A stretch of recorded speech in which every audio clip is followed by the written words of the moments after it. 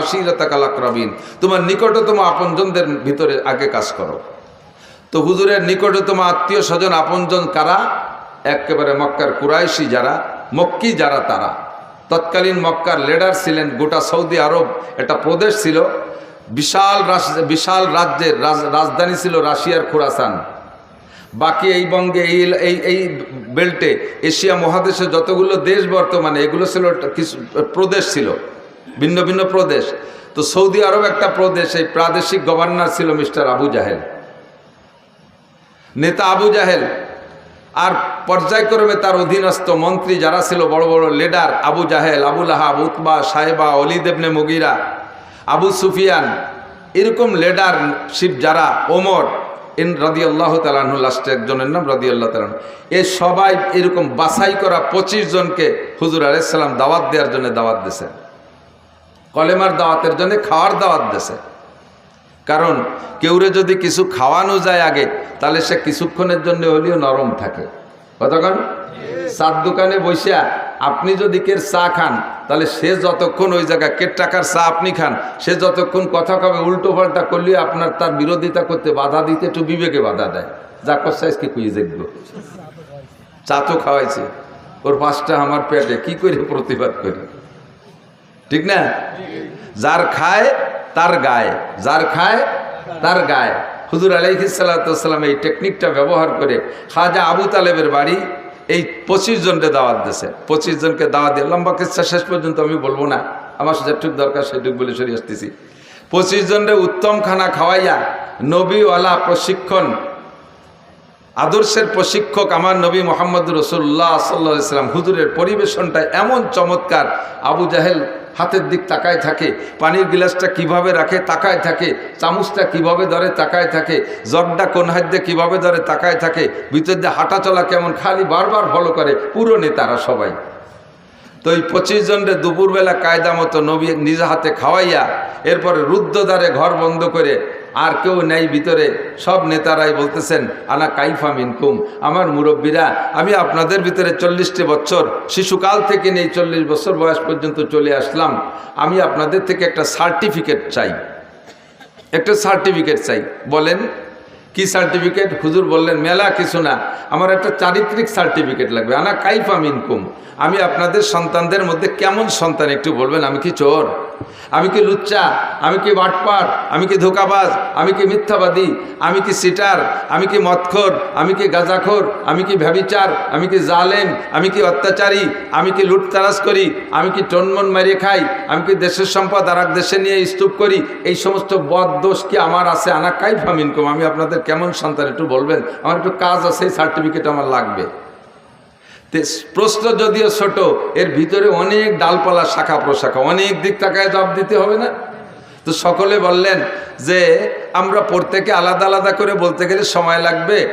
তো আমাদের লিডার আবু জাহেল, তৎকালীন, তখন তার নাম আবু জাহেল না, নাম হলো আমর, বাপের নাম হিসাম, উপাধি ছিল আবুল হেকাম, জ্ঞানীদের পিতা, বিদ্যাসাগর, তুমি সর্বোচ্চ শিক্ষিত সৌদি এই আরবের গভর্নর, তুমি আমাদের সকলের পক্ষ থেকে আমার প্রাণপ্রিয় সন্তান মোহাম্মদ সম্পর্কে তুমি একটা নিজে তুমি একাই বলো, আমরা আমিন বলে সমর্থন করব, তাকে প্রশংসাটা, তার এই প্রশ্নের জবাবটা তুমি দাও।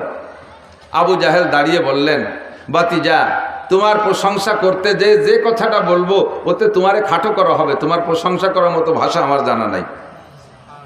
তোমারে যদি বলি তুমি সূর্যের মতো, তাও অন্যায় হবে, তুমি সূর্যের চেয়ে অনেক ভালো। তোমাকে যদি বলি পূর্ণিমার চাঁদের মতো, তাও তোমারে খাটো করা হবে, চাঁদের ভিতরে কালো কালো ভাব আছে, তোমার মধ্যে তা নাই। সূর্যের ভিতরে অনেক প্রখরতা, যে প্রখরতার কারণে তার দিকে তাকানো যায় না, বেশিক্ষণ বাইরে থাকা যায় না, তুমি সেরকম না। মা আনতা মাদিহুহা ইয়া মান ইউসাব্বিহুহা বিশামসি ওয়াল বাদারে লা বালান্তা হাজিহা। সূর্যের সাথে যদি তুলনা করি তাও তোমারে খাটো করা হবে, চন্দ্রের সাথে যদি তুলনা করি তাও তোমাকে খাটো করা হবে, তোমার প্রশংসা করার মতো কোনো ভাষা আমার জানা নাই। তারপরও যেহেতু জানতে চেয়েছো, মুরব্বীরা আমাকে দায়িত্ব দিয়েছে, সংক্ষিপ্ত ভাষায় তোমার প্রশংসা আমার জবানে এতটুক না করে পারি না। আমার জানা মতে, আমার শিক্ষা দীক্ষা মতে, আমি যা লেখাপড়া করেছি তার ভিতরে আমি খুঁজে যা পেয়েছি, আদম আলাইহিস সালাম থেকে নিয়ে আজকে পর্যন্ত পৃথিবীতে তোমার মতো সুসন্তান, তোমার মতো পূর্ণাঙ্গ সন্তান জন্ম নেয় নাই। আমি আর একটু আগে বেড়ে ভবিষ্যৎবাণীও দিতে পারি, আমার বিশ্বাস তোমার মতো পূর্ণাঙ্গ সন্তান কিয়ামত পর্যন্ত আর জন্ম নেবে না। বলি না সুবহানাল্লাহ। সত্য না মিথ্যা? মিথ্যা না সত্য? এ পাশে লাগে সন্দেহ আছে, আসছে কনকা? আমার নবীর মতো সন্তান জন্ম নেয় নাই আর নেবে না, এ কথা মিথ্যা না সত্য? আপনারা স্বীকার করবে না। আবু জাহেল কয়, আবু জাহেল নবীর দোস্ত না দুশ্মন? তখনও পর্যন্ত দোস্ত, এখনো দুশ্মন প্রমাণ হয় নাই। আল্লাহু আকবার। তো হুজুর আলাইহিস সালামের মতো সন্তান জগতে আর আসে নাই। আবু জাহেলও কয়, তুমি এত বড় আলামিন, এত বড় সত্যবাদী, জীবনে কোনোদিন মিথ্যা কথা তুমি জানোই না। মিথ্যার লুগাতটা, ডিকশনারিটা তোমার বাড়ি নাই। মিথ্যার একটা ডিকশনারি আছে না, এই মিথ্যার ডিকশনারিটা তোমার বাড়ি নাই, তুমিও জানোই না। কাজেই তুমি যদি বলো এই পাহাড়ের ওই পাশে জান্নাত আছে, তাহলে তাই আছে। তুমি যদি বলো এই পাহাড়ের ওই পাশে জাহান্নাম আছে, তাহলে তাই আছে। আমরা এখন দুপুরে খানা খাইলাম, তুমি যদি বলো না এখন রাত 12টার খানা খাইছি, তাহলে তাই। আমরা সবাই দিন দেখতেছি, ভুল দেখতেছি। তুমি যদি গভীর রাত্রে বলে এখন বেলা 2টে বাজে, তাহলে 2টে বাজে। আমরা যারা রাত দেখতেছি আমাদের চোখ খারাপ হয়ে গেছে। সারা পৃথিবীর মানুষ একদিকে এক কথা বলবে, আর তুমি একা এক কথা বলবা, তোমারটা সত্য, সারা পৃথিবীর সব মানুষের কথা মিথ্যা। কয় কেডা? আবু জাহেল। আল্লাহু আকবার। তাহলে আমার নবী চির সত্যবাদী, ঠিক কিনা? আমার নবীর চাইতে সুসন্তান, নেক সন্তান আর জগতে আসে নাই। হুজুর আলাইহিস সালাতু ওয়াস সালামের চাচা আবু লাহাব খুশিতে, নবী আলাইহিস সালামের জন্মের পর খুশিতে তার বান্দি সুয়াইবাকে আঙ্গুলের ইশারা দিয়ে আজাদ করে দিয়েছে। সেই নবীর জন্মের সাথে সাথে তো ওই পরিবারের আর পরিবারেরও কেউ জানতো না, জগতের কেউ জানতো না যে এই ছেলেটা পরবর্তীতে বিশ্ব নবী হবে, তা তো কেউ জানতো না। কথা বলুন। ইহুদিরা তাদের আসমানি কিতাব তৌরাতের ভিতরে পড়ছে, নাসারারা ইঞ্জিলের মধ্যে পড়ছে শেষ নবীর আলামত, কিন্তু এই ছেলেটার যে সেই শেষ নবী এ তো কেউ জানে না, ঠিক কিনা? আল্লাহু আকবার। কিন্তু পরবর্তীতে ধীরে ধীরে যখন বড় হইয়া নবী হইলেন, তখন তো সারা পৃথিবীর সবাই জেনে গেছে, সারা পৃথিবীর সবাই জেনে গেছে। এর কারণে নবী আলাইহিস সালাতু ওয়াস সালামের জন্মের তারিখটা নিয়েও সন্দেহ।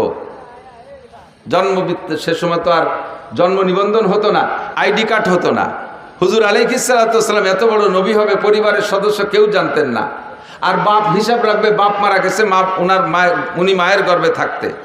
এর জন্য জন্ম তারিখ নিয়ে অনেক সন্দেহ আছে, আকপাস আছে, ইখতিলাফ, মতানৈক্য আছে। বেশিরভাগ ঐতিহাসিকদের মতামত 8ই রবিউল আউয়াল নবী আলাইহিস সালামের জন্ম। তবে নবী পাকের ইন্তেকাল 12ই রবিউল আউয়াল, এর মধ্যে কোনো সন্দেহ নাই। এটা সেই সময় 1.25 লক্ষ সাহাবাত উপস্থিত, লক্ষ লক্ষ মানুষ শিক্ষিত সে সময় হুজুরের উপস্থিত, হুজুরের ইন্তেকালের সময়। আল্লাহু আকবার। এজন্য নবীর জন্মে যে কয়জন খুশি ছিল, নবীর ইন্তেকালে তার চাইতে হাজার হাজার গুণ বেশি মানুষ দুঃখিত। আর এখন 200 কোটি মুসলমান আমরা দুনিয়ায় আছি, আমার নবীর ইন্তেকালের খবরে আমরা সকলেই দুঃখিত। এই মাসটা নবীর জন্ম, এই মাসে নবী পাক সাল্লাল্লাহু আলাইহি সাল্লামের মৃত্যু এবং ইন্তেকাল। শোক ও আনন্দ বিজড়িত মাসের শেষ দিকে এসে আল্লাহ পাক আমাদেরকে কিছু আলোচনা করা শোনার তৌফিক দান করেছেন, এর জন্য শুকর আদায় করি আলহামদুলিল্লাহ। আমরা লম্বা চওড়া করে সময় পাই না আলোচনা করতে। হুজুরের জন্ম বৃত্তান্ত আলোচনার নাম হলো মিলাদুন নবী। বলেন, জন্ম বৃত্তান্ত আলোচনার নাম কি? মিলাদুন নবী। তো আমরা মিলাদ পড়ি, শর্টে মিলাদ পড়ি, শর্টে মিলাদ পড়ি। একখান নতুন ঘর দিলি হুজুরকে ডেকে নিয়ে এসে মিলাদ পড়াইতে, দোকান দিলি হুজুরকে ডেকে নিয়ে এসে মিলাদ পড়াইতে, একটা গাড়ি কিনলে হুজুরকে দিয়ে দোয়া করাই, মিলাদ দেয়াই। এরপরে নতুন ফসল আসলে বাড়ি হুজুরকে দিয়ে মিলাদ দেয়, ইত্যাদি ইত্যাদি। শুভ লগ্নে আমরা মিলাদ দেয়, মিলাদ দেই না? কিন্তু মিলাদ মানে হুজুরের জন্ম, জন্ম বৃত্তান্ত কিসসা। এই যতটুক টাইমের ভিতরে হুজুররা মিলাদ পড়িয়ে দেয়, ওতে কি হুজুরের গোটা জীবনী আলোচনা করা সম্ভব? আদৌ সম্ভব না। এটা হলো শর্ট মিলাদ। এটা কি মিলাদ? শর্ট মিলাদ। এটা শর্ট মিলাদ। যেমন সূরা ইউসুফ ইউসুফ নামে একটা সূরা আছে না কোরআন শরীফের ভিতরে? সূরা ইউসুফ মোটামুটি লম্বা একটা সূরা, যার ভিতরে ইউসুফ আলাইহিস সালামের বিস্তার কাহিনী আছে। এই যুবকরা, ছাত্ররা সবাই লক্ষ্য করবে। ইউসুফ আলাইহিস সালামের লম্বা কিস্সা, পূর্ণাঙ্গ একটা কিস্সা আল্লাহ তাআলা এক জায়গা এক ইউসুফ আলাইহিস সালামের কিস্সা ছাড়া আর কোনো কিস্সা একভাবে বর্ণনা করেন নাই, যার কারণে কিস্সাটা বয়ান করে আল্লাহও খুব পছন্দ করছেন কিস্সাটা। শুরুতেই বলছে আহসানাল কাসাস, আমি তোমাদের সামনে উত্তম অনেক সুন্দর একটা কিস্সা বর্ণনা করতে চাইতেছি। আহসানাল কাসাস, যত কিস্সা আছে দুনিয়ায় এই সমস্ত কিস্সার ভিতরে কিস্সাটা অনেক সুন্দর আল্লাহ বলে আলোচনা করলেন। লম্বা কিস্সা, এ যদি আমি বলি 4-5 দিন লাগবে আপনাদের শুনতে, এবং আয়াত ধরে ধরে কোরআন শরীফ দেখে দেখে তর্জমা করে। আরে আল্লাহ, কোরআন শরীফ দুটি এরপর পাও লাগতেছে যে কোরআন শরীফ দুটি নিয়ে যান। কিন্তু কোরআন এই সূরা ইউসুফের লম্বা সূরা ইউসুফের আলোচনার সার সংক্ষেপ একটা তাফসীর আছে, একেবারে 2 কথার ভিতরে ইউসুফ আলাইহিস সালামের তাফসীর। ফার্সিতে কয় পীরে মর্দ, পেসারে বুদ, গমসুদ, বাজিয়াব। উলামায়ে কিরাম যারা তারা টের পাইছে, পীরে মর্দ, পেসারে বুদ, গমসুদ, বাজিয়াব, সূরা ইউসুফের কিস্সা শেষ। কি কইল ফার্সিতে? কই মিশরে এক বুড়ো ছিল, তার একটা ছেলে ছিল, কিছুদিন আড়াই গেল, পরে আবার ফিরে পালো। বোঝেন নাই কথা? পুরো সূরা ইউসুফের সারাংশ এই 4 কথা। মিশরে এক বুড়ো ছিল, তার একটা ছেলে ছিল, মাঝে কিছুদিন হারাই গেল, শেষমেশ আবার ফিরে পাইল। এই না সূরা ইউসুফ? এলো শর্ট মিলান। আমরা দোকানপাটে বৈশা ওয়ালাম্মা তাম্মা হামলুহু ইত্যাদি কই একটা শর্ট মিলাদ পড়ি। মৌলিকভাবে নবী আলাইহিস সালাতু ওয়াস সালামের মিলাদ যদি পড়তে হয় তাহলে মাসের পর মাস লাগবে। আমার মনে হয় কমপক্ষে 30 বছর লাগবে। যদি আপনাদের মতো শ্রোতা বসে থাকেন আর আমার চাইতে ভালো কোনো মুফাসসির বসে, তাহলে 30 বছর লাগবে নবী আলাইহিস সালামের মিলাদ আর সিরাত আর আখলাক পড়তে। কারণ সিদ্দিক আয়েশা রাদিয়াল্লাহু তাআলা আনহাকে হযরত ওমর ইবনে খাত্তাব রাদিয়াল্লাহু তাআলা আনহু একবার জিজ্ঞাসা করেছেন, ইয়া উম্মুল মুমিনিন কাইফা কানা খুলুকু রাসূলিল্লাহি সাল্লাল্লাহু আলাইহি ওয়াসাল্লাম। ওমা আয়েশা, তুমি বলতে পারো নবী আলাইহিস সালামের আখলাক, চরিত্র, সিরাত, স্বভাব, জন্ম ইত্যাদি সব মিলাইয়া নবী আলাইহিস সালামের স্বভাব চরিত্র কেমন ছিল? আয়েশার কাছে ওমর জিজ্ঞেস করে। বলেন কার কাছে? কে? আয়েশার কাছে ওমর জিজ্ঞেস করে। ওমর কে আর আয়েশা কে?